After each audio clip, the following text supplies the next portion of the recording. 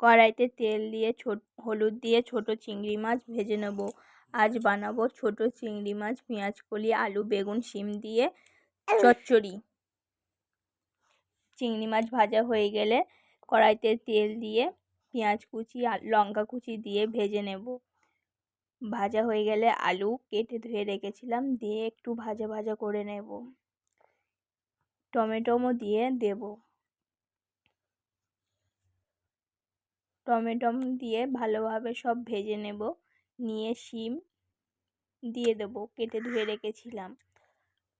একটু ভেজে নিয়ে বেগুন দিয়ে দেব। বেগুন দিয়ে একটু নাড়াচাড়া করে পেঁয়াজ কলি দিয়ে দেব।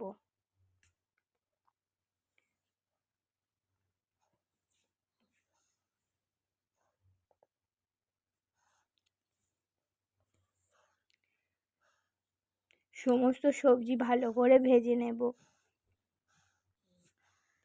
সমস্ত সবজি ভাজা হয়ে গেলে কড়াই মাঝখানে একটু ফাঁকা করে একটু তেল দিয়ে আদা গ্রেট করে রেখেছিলাম সেটাই দিয়ে দেব। দিয়ে ভালো করে সব কিছু ভেজে নেব। সব কিছু আমার ভাজা ভাজা হয়ে গেলে লবণ দিয়ে দেব, হলুদ দিয়ে দেব, দিয়ে আবারও একটু ভেজে নেব।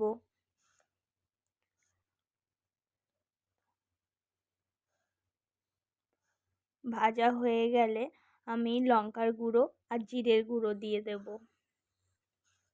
দিয়ে আবারও ভেজে নিয়ে জল দিয়ে দেব। খুব বেশি আমি জল দেবো না, মাখা মাখার তরকারি হবে। অল্প জল দিয়ে ফুটিয়ে নেব। তরকারিটা আমার ভালোভাবে ফুটে গেছে। ভাজা চিংড়ি মাছ দিয়ে দেব। ভাজা চিংড়ি মাছ দিয়ে একটু ফুটিয়ে নেব।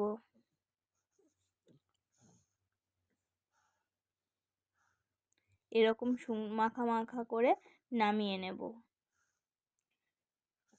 তৈরি হয়ে গেছে ছোট চিংড়ি মাছ, শিম, আলু, বেগুন দিয়ে পেঁয়াজ কলি দিয়ে তরকারি।